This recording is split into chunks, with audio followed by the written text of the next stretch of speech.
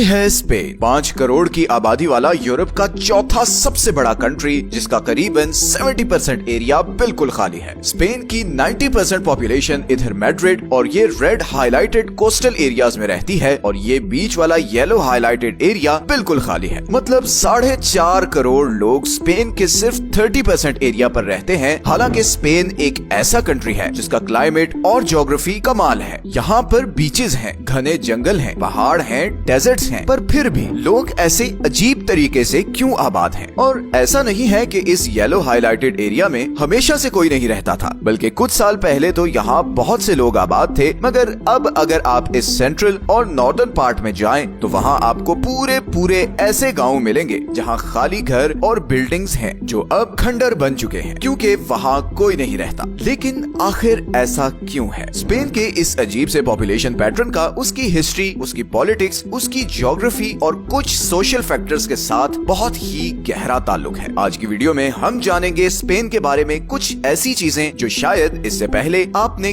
कभी नहीं सुनी होंगी। तो चलते हैं आज से कई हजार साल पहले, जब आइबेरिया का ये सारा एरिया रोमन एम्पायर के कंट्रोल में था और इसे हिस्पैनिया कहा जाता था। उस वक्त रोमन एम्पायर नॉर्दर्न अफ्रीका और यूरोप से लेकर आज के पूरे मिडिल ईस्ट तक फैली हुई थी, और इतनी बड़ी एम्पायर को संभाल कर रखना रोमन रूलर्स को बहुत मुश्किल और महंगा पड़ रहा था, और इसीलिए उन्होंने रोमन एम्पायर को 2 पार्ट्स में डिवाइड कर दिया। ईस्टर्न हिस्सा बन गया बाइजेंटाइन एम्पायर और वेस्टर्न हिस्सा बन गया वेस्टर्न रोमन एम्पायर। लेकिन इस डिवीजन के बाद रोमन एम्पायर की ताकत टूटने लगी, क्योंकि वेस्टर्न यूरोप में फैलने वाले जर्मैनिक ट्राइब्स ने रोमन एम्पायर पर अटैक्स करना शुरू कर दिए, जिससे वेस्टर्न रोमन एम्पायर कमजोर हो गई। और फिर फाइनली 5th सेंचुरी में वेस्टर्न रोमन एम्पायर कोलैप्स कर गई और आइबेरिया का ये सारा एरिया एक जर्मैनिक ट्राइब विसिगॉथ्स के कंट्रोल में चला गया, जिन्होंने 250 साल इस सारे एरिया पर हुकूमत की। मगर उनका ये कंट्रोल टेम्परेरी था, क्योंकि बहुत जल्द इधर अरब से उभरने वाली मुस्लिम एम्पायर इस सारे एरिया को अपने कंट्रोल में लेने वाली थी। 8वीं सदी में उमैया खिलाफत में मुस्लिम एम्पायर अपनी पीक पर थी, और उसका दायरा नॉर्दर्न इंडिया से लेकर आज के मिडिल ईस्ट और नॉर्दर्न अफ्रीका तक फैला हुआ था। और इसी दायरे को मजीद फैलाने के लिए 711 AD में मुस्लिम आर्मी ने तारिक बिन जियाद की लीडरशिप में स्पेन पर अटैक किया और इस सारे एरिया पर कब्जा कर लिया। हिस्पैनिया का नाम चेंज करके अल अंदलुस कर दिया गया। मुसलमानों ने अगले 800 साल तक स्पेन पर हुकूमत की। गो के इन 800 सालों में स्पेन में साइंस, फिलोसफी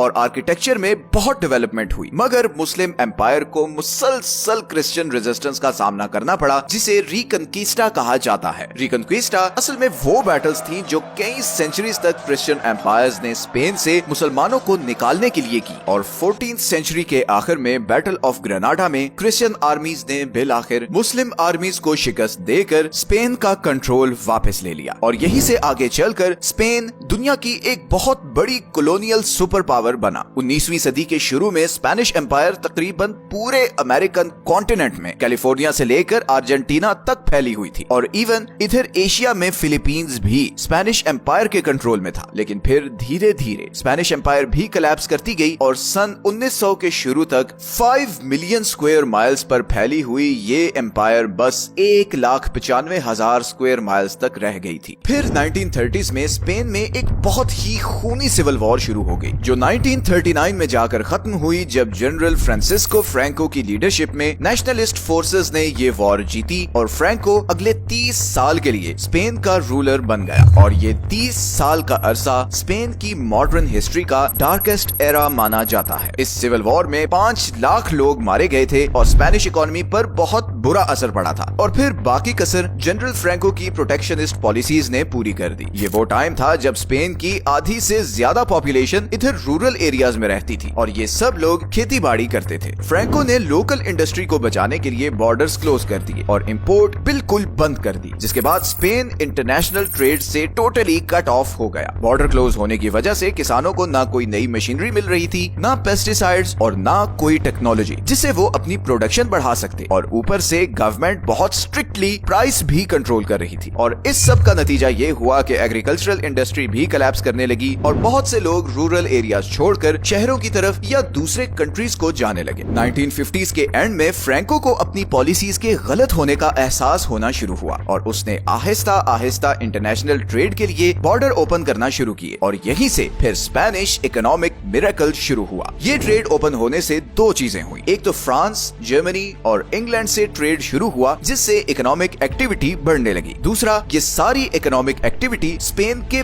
बड़े शहरों में हो रही थी। सारी बड़ी कंपनीज अर्बन एरियाज में थी। अब जहाँ कंपनीज होंगी वहाँ जॉब्स होंगी और जहाँ जॉब्स होंगी लोग वहीं जाकर रहेंगे और यही हुआ स्पेन के साथ। पहले एग्रीकल्चरल इंडस्ट्री कोलैप्स होने की वजह से लोग ये रूरल एरियाज छोड़ गए थे और अब शहरों में अच्छी अपॉर्चुनिटीज होने की वजह से लोग ये सेंट्रल एरियाज छोड़कर बड़े शहरों में जाने लगे जो ज्यादातर स्पेन की कोस्ट पर हैं। तो हिस्ट्री और पॉलिटिकल डिसीजंस तो एक वजह हो गए स्पेन के इस पॉपुलेशन पैटर्न की। दूसरा रीजन है स्पेन की जियोग्राफी। स्पेन में बहुत ज्यादा पहाड़ हैं, इतने ज्यादा कि स्पेन यूरोप का दूसरा सबसे ज्यादा माउंटेनस कंट्री है। यहाँ पर 6 माउंटेन रेंजेस हैं। साउथ में बेटिक रेंज है, सेंटर में आइबेरियन और सेंट्रल रेंज है, नॉर्दर्न साइड पर कैंटेब्रियन और लियोन रेंज है और नॉर्थ ईस्ट पर फ्रांस और अंडोरा के बॉर्डर के साथ पिरेनीज माउंटेन रेंज है। स्पेन की नॉर्दर्न साइड लश ग्रीन है जबकि सदर्न साइड पर डेजर्ट्स हैं जहाँ का टेम्परेचर पूरे यूरोप में सबसे ज्यादा होता है और पिछले कुछ अरसे में क्लाइमेट चेंज का स्पेन पर बहुत ही बुरा असर पड़ा है। यूनाइटेड नेशंस के अकॉर्डिंग 74% स्पेन डेजर्टिफिकेशन के प्रोसेस में है जिसके नतीजे में स्पेन का 18% एरिया हमेशा के लिए डेजर्ट बन सकता है। ऐसी सिचुएशन में रूरल एरियाज में प्रॉपर वाटर फैसिलिटीज ना होने की वजह से बहुत से लोग इन रूरल एरियाज को छोड़कर शहरों को जा रहे हैं। इसी तरह अगर हम स्पेन का सबसे खाली रीजन देखें तो वो नॉर्दर्न साइड पर ये एरिया है जिसे स्पेनिश लैपलैंड या सिरेनिया कैल्टेबेरिका कहते हैं और ये एरिया डेनमार्क और क्रोएशिया जैसे कंट्रीज से भी बड़ा है। यहाँ कम पॉपुलेशन होने की सबसे बड़ी वजह यही माउंटेन रेंजेस हैं जिसकी वजह से यहाँ कंस्ट्रक्शन करना या रेल रोड नेटवर्क बनाना बहुत मुश्किल और महंगा काम है और इसीलिए यहाँ पर प्रॉपर इंफ्रास्ट्रक्चर नहीं बिल्ड किया जा सका जिसकी वजह से ये एरिया आज 21वीं सदी में भी बहुत बैकवर्ड है। इसी तरह मैड्रिड से सिर्फ 100 किलोमीटर दूर सायाटन है जहाँ पर कभी बहुत लोग आबाद थे मगर अब ये एक गोस्ट टाउन बनता जा रहा है और आज की डेट में यहाँ सिर्फ 50 लोग रहते हैं। लेकिन यहाँ पर डीपॉपुलेशन ज्योग्राफी की वजह से नहीं बल्कि इंफ्रास्ट्रक्चर की कमी के साथ साथ एक और बहुत बड़ी प्रॉब्लम की वजह से भी है और वो है लो फर्टिलिटी रेट। स्पेन यूरोप का वो अकेला कंट्री है जहाँ पर फर्टिलिटी रेट पूरे यूरोप में सबसे कम है। पिछले 5 सालों में स्पेन में बर्थ से ज्यादा डेथ्स हुई हैं। स्पेन का फर्टिलिटी रेट पिछले 50 सालों से मुसलसल गिर रहा है और इसकी सबसे बड़ी वजह है लोगों का सिंगल रहना और अनस्टेबल एम्प्लॉयमेंट अपॉर्चुनिटीज। अपनी फाइनेंशियल सिचुएशन बेहतर करते करते इन लोगों को इतना टाइम लग जाता है कि शादी की उम्र निकल जाती है। स्पेन में 10% माएं 40 साल की उम्र में पहला बच्चा पैदा करती हैं और यही वजह है कि स्पेन में एवरेज बर्थ रेट 1.19 पर वुमेन है। मतलब ऑन एवरेज एक स्पेनिश औरत सिर्फ एक बच्चा पैदा करती है और NIH के डेटा के अकॉर्डिंग किसी भी कंट्री को अपनी पॉपुलेशन को सस्टेन करने के लिए कम से कम